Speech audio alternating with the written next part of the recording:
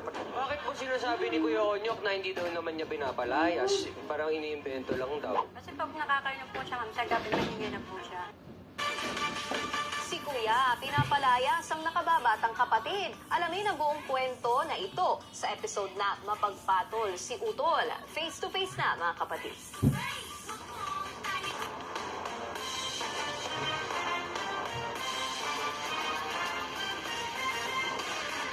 This program was brought to you by Rhea Generics.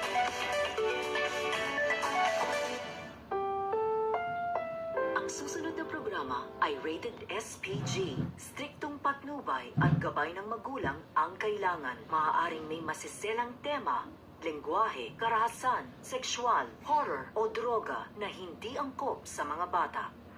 This program is brought to you by White Rose Papaya plus Niacinamide. Ang face-to-face harapan ay pambansang dulugan ng mga may alitan. Hangad namin na bigyang solusyon ang mga di pagkakaunawaan para sa mas mapayapang komunidad.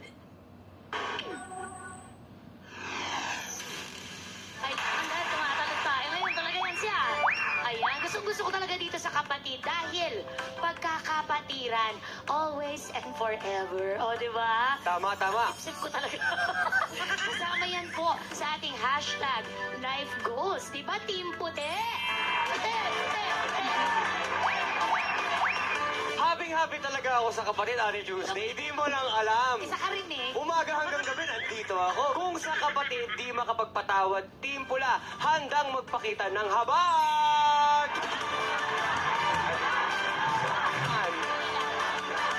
Alitan ng magkakapatid dito mapapatid sa face-to-face harapan!